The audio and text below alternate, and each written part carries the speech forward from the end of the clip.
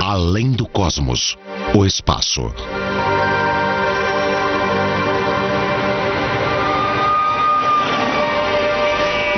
A gente enxerga o mundo como um lugar cheio de coisas. Prédios, carros, ônibus e pessoas.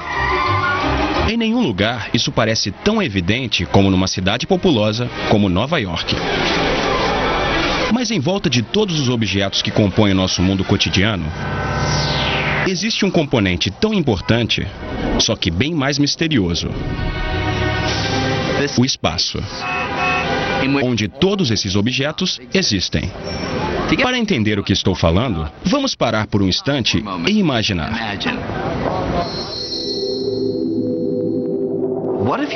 E se você tirasse todos esses objetos? Tudo mesmo. As pessoas, os carros e os prédios. Não só os objetos na Terra, mas a própria Terra também. E se você tirasse todos os planetas, as estrelas e as galáxias?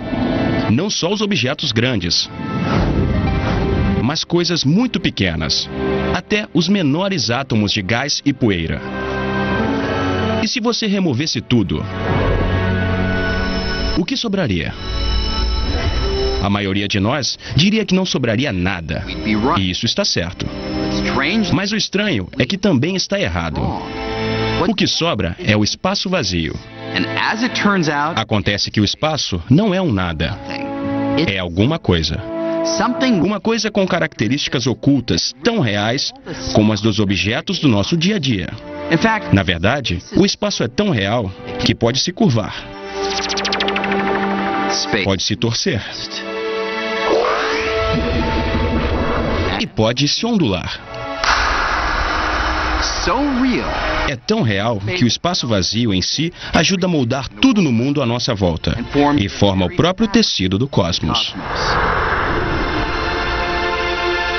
A gente não pode entender nada sobre o mundo a menos que entenda o espaço, porque isso é o mundo, o espaço com as coisas dentro dele. Geralmente não temos consciência do espaço, mas eu digo, os peixes provavelmente também não têm consciência da água e estão dentro dela o tempo todo.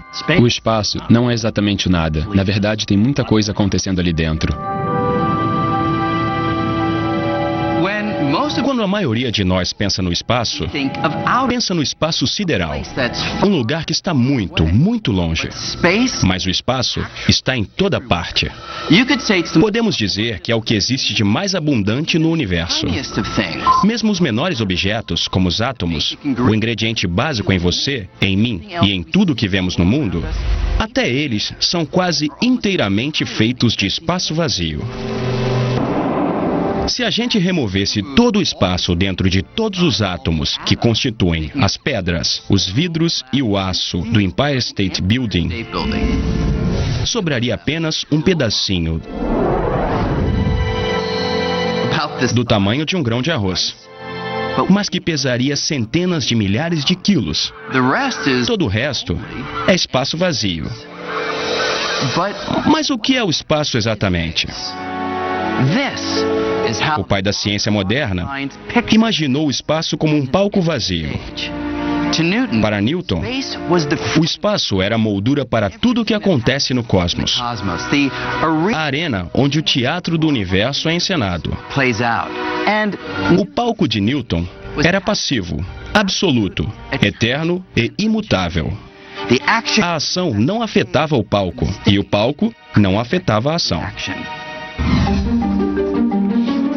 Ao representar o espaço dessa forma, Newton foi capaz de descrever o mundo como ninguém tinha sido capaz até então. Seu palco imutável permitia que ele entendesse quase todo o movimento que vemos e descrevesse leis que prevêem desde a forma como uma maçã cai da árvore até a órbita da Terra em torno do Sol. Essas leis funcionam tão bem que são usadas até hoje, seja para lançar satélites ou para pousar aviões. Todas elas dependem de um conceito radical. O espaço é real. Mesmo que você não possa ver, cheirar ou tocar, o espaço é real e físico o suficiente para ser uma referência para certos tipos de movimento, como a patinadora. Newton dizia que quando ela gira, seus braços se abrem porque ela está girando em relação a alguma coisa, que é o próprio espaço. Os filósofos têm discutido a natureza do espaço há muito tempo. O que Newton fez foi mudar os termos do debate. Com isso, a ciência moderna nasceu. O palco de Newton foi um sucesso e ficou sob os holofotes por mais de 200 anos. Mas nas primeiras décadas do século XX, surgiu um novo conjunto de ideias que balançou as estruturas do palco de Newton. Essas ideias foram apresentadas por um jovem funcionário de um escritório de patentes na Suíça. O nome dele era Albert Einstein. Einstein cresceu no final do século XIX, a alvorada da era da eletricidade.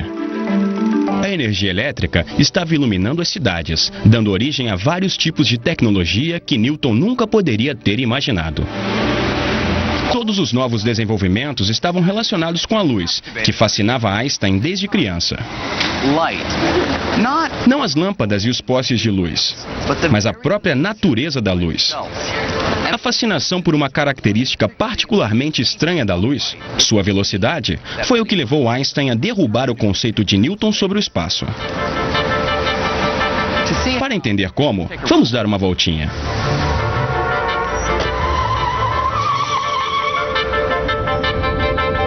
Nesse momento, estamos viajando a 32 km por hora. Para ir mais rápido, o motorista só precisa pisar no acelerador para a velocidade mudar. A gente pode sentir a mudança, mas também pode ver no velocímetro do táxi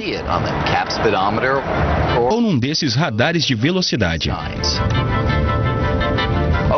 Pode diminuir agora. Mas imagine que em vez de medir a velocidade do táxi, você tenha um sinal de radar que mede a velocidade da luz emitida pelo farol. Esse sinal mediria a luz viajando a uma velocidade espantosa, 1.080.000 km por hora. Quando o táxi começa a andar, você pode pensar que a velocidade da luz aumenta tanto quanto a velocidade do carro. Afinal de contas, o táxi em movimento dá um empurrãozinho para a luz. Mas, para nossa surpresa, não é isso que acontece.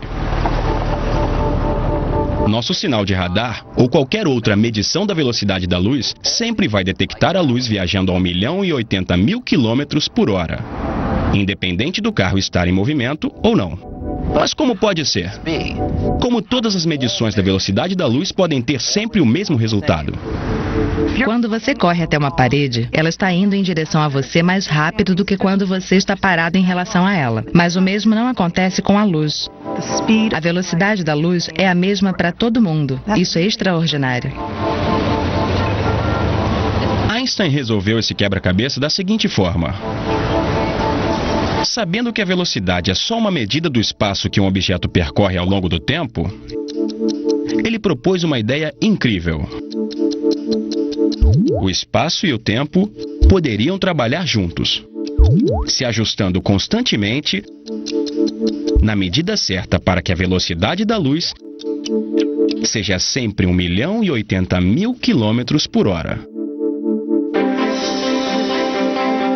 Para respeitar essa característica absoluta da luz, o tempo não poderia mais ser absoluto.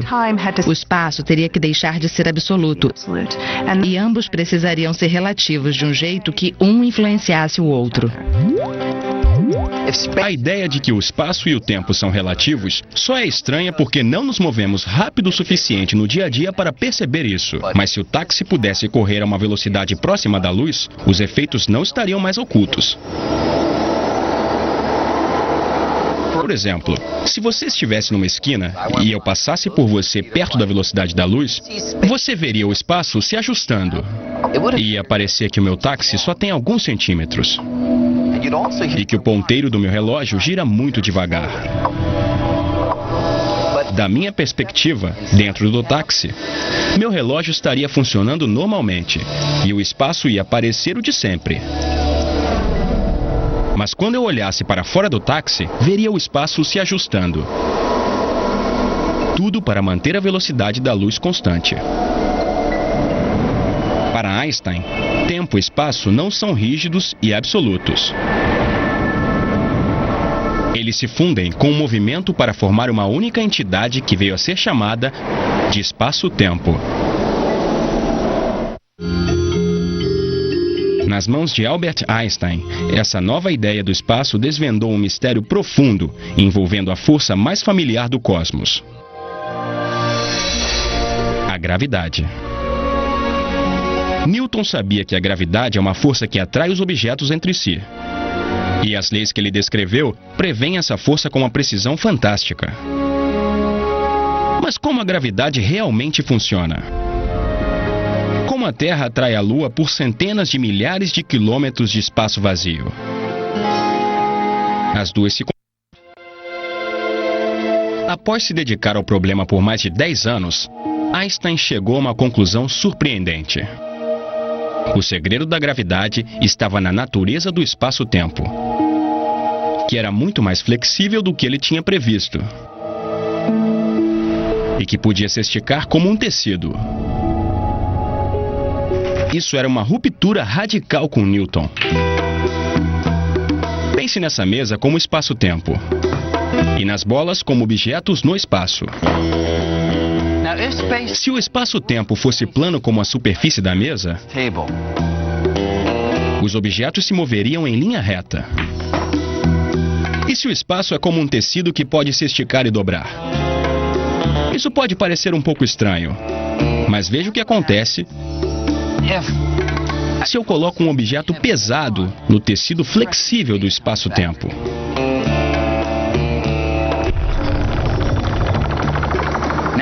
Se eu der mais uma tacada, as bolas vão se mover por uma cavidade criada no tecido por esse objeto. Einstein percebeu que é assim que a gravidade funciona de fato. Ela é a deformação do espaço-tempo causada pelos objetos nele. Em outras palavras, a gravidade é a própria forma do espaço-tempo.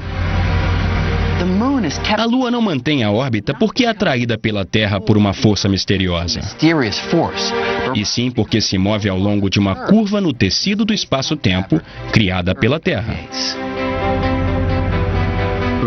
Com Einstein, o espaço se tornou não apenas real, como também flexível. Então, de repente, o espaço tinha propriedades, tinha curvatura. De repente, o espaço tinha uma geometria flexível, quase como uma folha de borracha. Isso abre um novo caminho para pensar a realidade e descrever todo o universo. Einstein virou Einstein por causa dessa observação.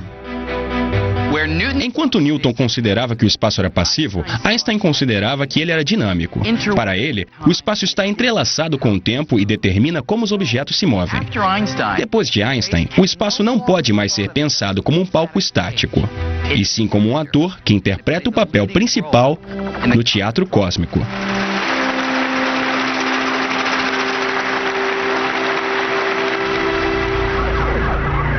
Agora, uma coisa é pensar o espaço como sendo dinâmico, ativo e flexível, como um tecido.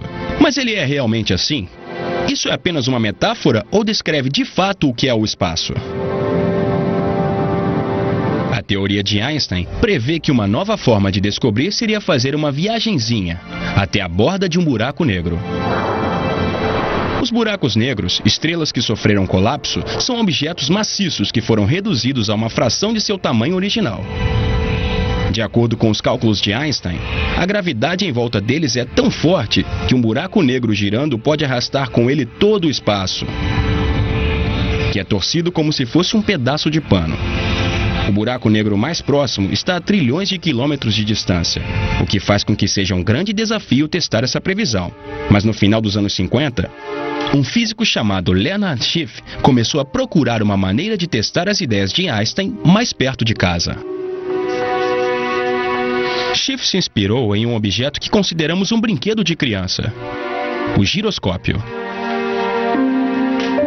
Ele pensou que, se o espaço realmente se torce como um pano, o giroscópio pode ajudar a detectar isso.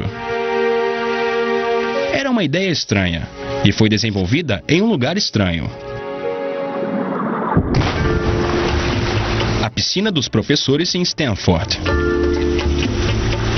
Lá, em 1959, Schiff se encontrou com dois colegas, William Fairbank e Bob Cannon.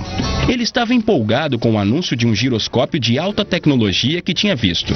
Apesar de ter uma aparência diferente, ele funcionava basicamente como um brinquedo de criança. Naquele momento, os três decidiram lançar um dispositivo como esse na órbita da Terra. Normalmente, o eixo de um giroscópio aponta para uma direção fixa.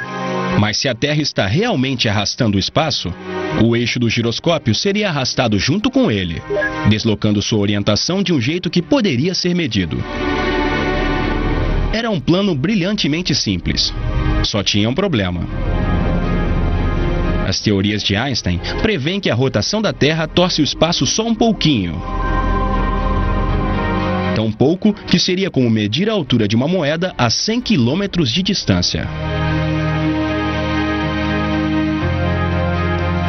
A equipe ficou mais de 2 anos tentando entender como fazer uma medição tão precisa. Eles finalmente criaram um plano de acoplar 4 giroscópios que se movem livremente a um telescópio apontado para uma estrela distante.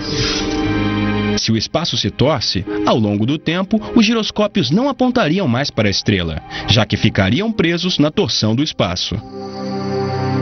Em 1962, eles solicitaram financiamento da NASA, pedindo mais ou menos $1 milhão para o que viria a ser conhecido como Gravity Probe B. A princípio, os membros da equipe pensaram que o projeto levaria uns 3 anos. Eles estavam otimistas demais. Com uma equipe cada vez maior, o Gravity Probe B se tornou o experimento de maior duração da história. Eles ficaram décadas e décadas tentando realizar a ideia original, que era lançar um telescópio no espaço e construir giroscópios que eram uns dos objetos mais precisos que já foram criados. A tecnologia é simplesmente assustadora. É que nem uma cenoura na frente de um burro. A gente sempre estava 5 ou 10 anos de conseguir fazer isso. Depois mais 5 ou 10 anos, por 35 anos. O projeto consumiu mais de 4 décadas e $750 milhões e quase foi cancelado pela NASA 9 vezes.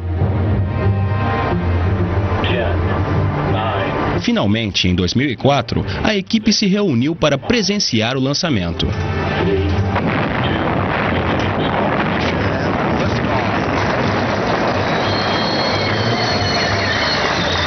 Dos 3 homens que estavam na piscina em 1959, só um ainda estava vivo para ver. A gente ficou lá olhando. Foi um momento incrível na minha vida.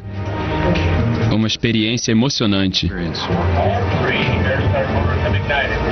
Foi impecável. 10 mil coisas não deram errado. Por quase um ano, o Gravity Probe B orbitou em volta da Terra, enquanto a equipe monitorava ansiosamente cada movimento, tentando ver se a Terra realmente torcia o espaço. Os dados finalmente começaram a chegar. E havia um problema. Os giroscópios estavam tendo uma pequena oscilação inesperada. E ajeitar os dados custaria milhões de dólares.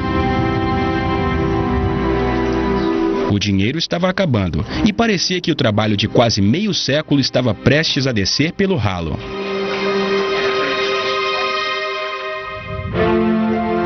Quase no último momento possível, apareceram 2 fontes de recursos. O filho de William Fairbank, um dos membros originais da equipe, fez uma doação pessoal, e Turki Al-Saad, um membro da família real saudita formado em aeronáutica por Stanford, providenciou uma grande doação.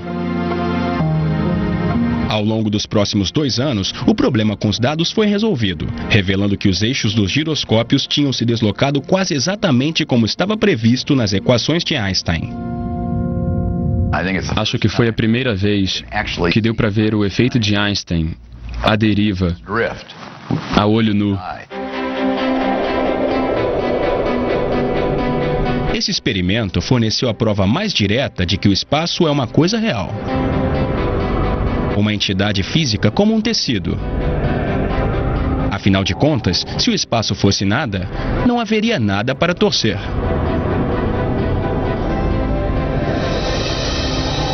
Ao mesmo tempo em que Albert Einstein estava investigando o espaço nas maiores escalas, outro grupo de físicos estava examinando o universo em escalas extremamente pequenas.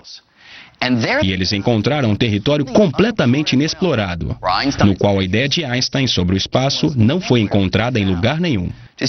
Para entender o que estou falando, imagine que você pudesse encolher a um tamanho bilhões de vezes menor. Essa é a esfera dos átomos e das partículas subatômicas, os componentes fundamentais de tudo que podemos ver. Se você tem esse tamanho, o mundo segue um conjunto de leis totalmente diferente, chamado mecânica quântica. De acordo com essas leis, mesmo que você tentasse remover cada átomo e partícula, veria que o espaço vazio está longe de ser vazio. Ele está repleto de atividade. As partículas estão constantemente deixando de existir e ressurgindo. Elas surgem do nada, aniquilam umas às outras rapidamente e desaparecem. Embora a teoria previsse isso, foi em 1948 que um cientista chamado Hendrik Casimir sugeriu que, embora a gente não possa ver essas partículas, por causa delas o espaço faz uma coisa que podemos ver. Ele previu que se você pegasse duas placas comuns de metal e colocasse uma perto da outra, mais perto que a espessura de uma folha de papel, algumas partículas com determinadas energias seriam excluídas, porque de certa forma elas não iam caber entre as placas. Como a maior parte dessa atividade frenética acontece fora das placas e não dentro, Casimir achou que elas seriam aproximadas por aquilo que geralmente chamamos de espaço vazio. Alguns anos mais tarde, esse experimento foi realizado.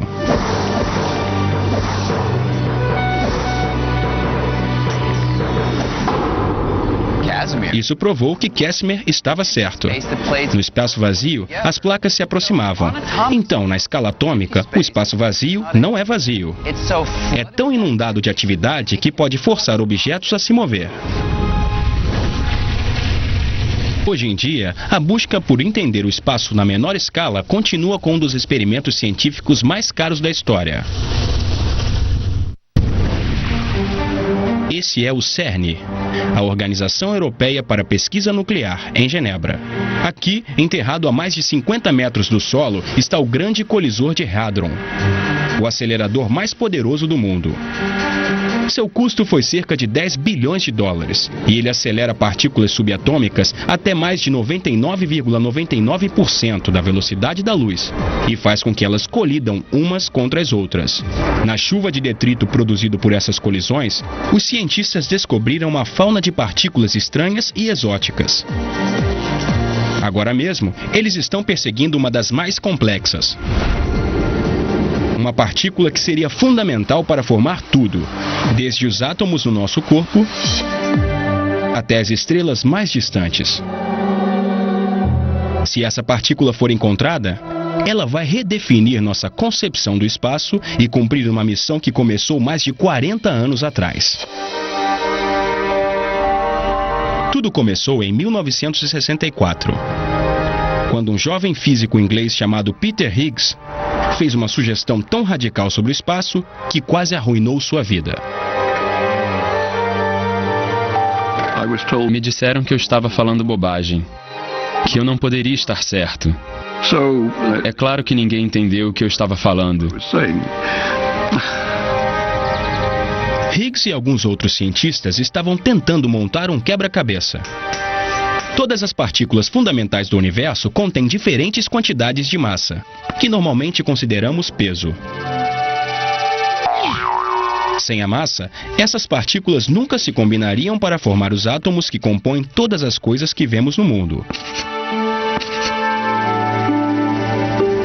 Mas o que cria a massa? Por que as partículas têm diferentes massas? Por mais mais que os cientistas tentassem, ninguém nunca tinha sido capaz de responder essa questão complexa. Num fim de semana, após uma caminhada nos arredores de Edimburgo, Higgs teve uma ideia curiosa. Usando a matemática, ele imaginou o espaço de um novo jeito, como se ele fosse um oceano. As partículas estariam imersas nesse oceano e ganhariam massa enquanto se movessem por ele.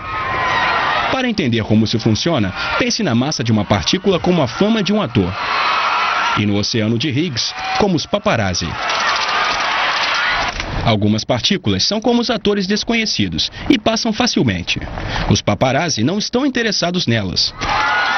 Mas outras partículas são como as grandes estrelas e têm que abrir caminho. Quanto mais essas partículas se esforçam para passar, mais elas interagem com o oceano e ganham massa. Higgs estava convencido de que tinha feito uma grande descoberta. Mas quando ele enviou sua ideia para um jornalista do CERN, ela foi rejeitada. Sem se abalar, Higgs aprimorou sua teoria, até que surgiu a chance de apresentá-la no antigo recanto de Einstein, o Instituto de Estudos Avançados de Princeton. Ele esperava que suas ideias fossem encontrar os críticos mais ferrenhos lá. Eu estava dirigindo feliz na estrada, quando vi uma placa para Princeton. E isso me fez perceber no que eu estava me metendo. Comecei a suar frio e a tremer. Tive que parar o carro para me recompor. Mas Higgs insistiu. Aquela foi a primeira de uma série de conversas que iriam convencer seus colegas de uma vez por todas que aquilo era uma grande descoberta. No fim das contas, eu os venci pelo cansaço. Eu triunfei.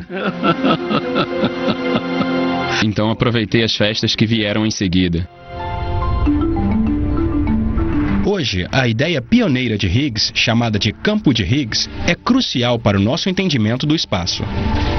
O campo de Higgs está em toda parte, e até no vácuo mais vazio do espaço tem um efeito. Ele nos dá massa. Acho que Higgs merece mesmo crédito por ter sido uma das pessoas que disseram que o espaço é uma coisa, e tem propriedades que são intrínsecas, das quais não podemos nos livrar.